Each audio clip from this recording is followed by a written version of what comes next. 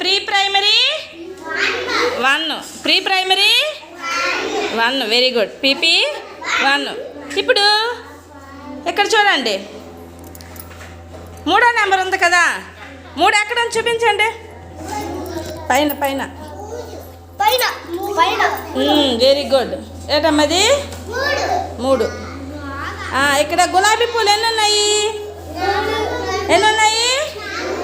3. ఎన్ని ఉన్నాయి?